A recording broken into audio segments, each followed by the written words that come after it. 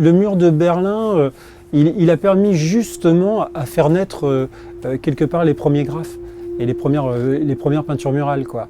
Alors bien sûr, c'était toujours du même côté du mur, mais pour le coup, le mouvement, il est né en grande partie sur ce mur-là. J'avais 13 ans quand le mur est tombé.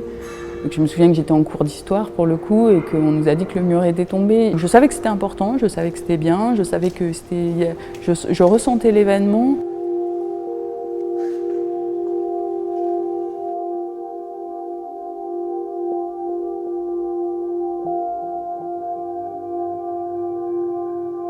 J'ai souvenir en fait des images d'archives où on voit tous ces gens en fait en train d'escalader, en train de casser le mur. Voilà, moi je me rappelle quand j'étais gamin, je voyais ça à la télé.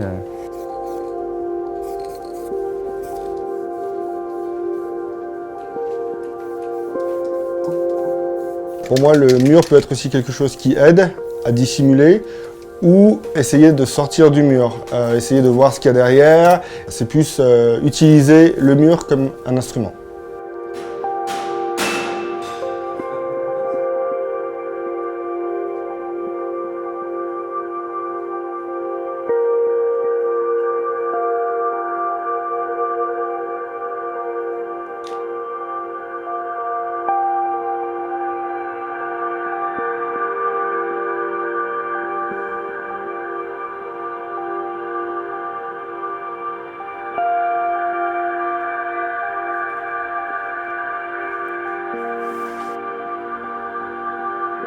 Pour moi, le mur, c'était vraiment le mur d'enfermement, mais vraiment dans son salon, parce que c'est le pire, je trouve. On est dans notre confort, on est devant notre mur de Facebook, et puis il y a le mur dehors, d'expression. Et le mur, c'est un vecteur génialissime pour plein de choses, quoi. C'est voilà, pour le bon et pour le mauvais.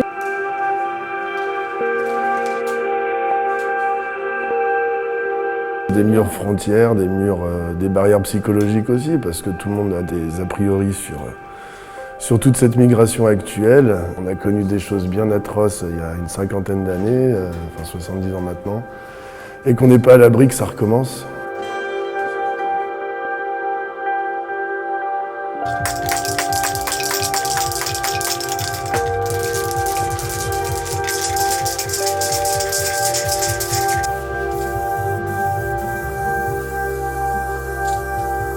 Il y a 30 ans, on a fait tomber un mur, mais aujourd'hui, on en construit d'autres dans le monde, et qui sont des murs qui sont faits pour séparer, des murs qui sont faits pour isoler, des murs qui sont aussi faits pour protéger, en fait. Ça dépend de quel côté du mur on se place.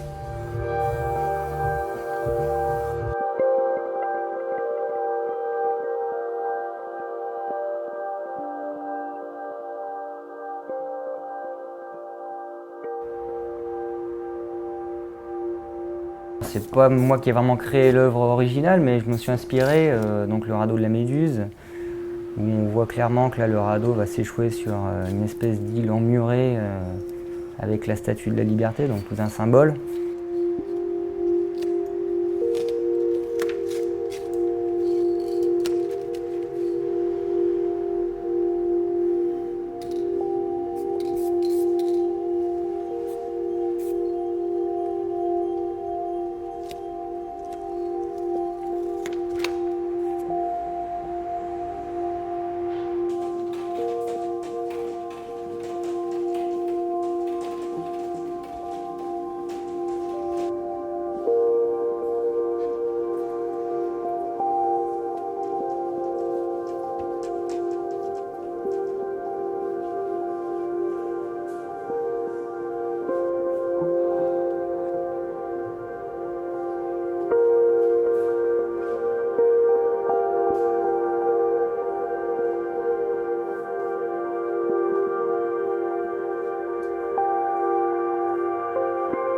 Certaines personnes, dans les camps par exemple, cachaient dans les murs des objets qui pouvaient être très utiles, c'est-à-dire des couteaux, des cuillères pour manger, des fourchettes, des stylos pour pouvoir continuer d'écrire. J'ai essayé d'utiliser les murs comme l'allié. J'ai aussi représenté des cœurs qui, souvent, dans les jeux vidéo, quand on avait un cœur, ça symbolise souvent une vie, un renouveau.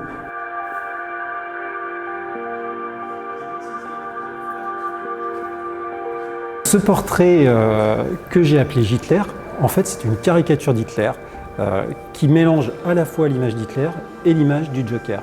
Parce que le Joker, c'est un personnage qui est issu des comics et de la culture pop, et c'est l'incarnation du mal.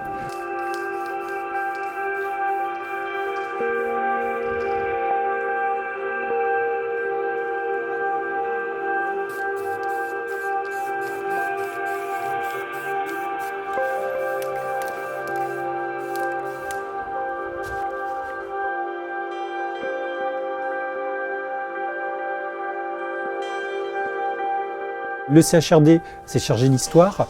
Ça nous renvoie à une époque où justement il fallait faire hyper attention si on voulait écrire des choses sur les murs pour ne pas se faire attraper, qui n'a rien à voir avec la nôtre d'époque, parce que nous on ne met pas nos vies en jeu quand on va faire de l'art. C'était vraiment une très bonne expérience, on a pu faire beaucoup de choses, mais c'était aussi un petit peu difficile parce que les murs ont vraiment une histoire et des souvenirs, donc il fallait y aller doucement, ou en tout cas en respectant les lieux.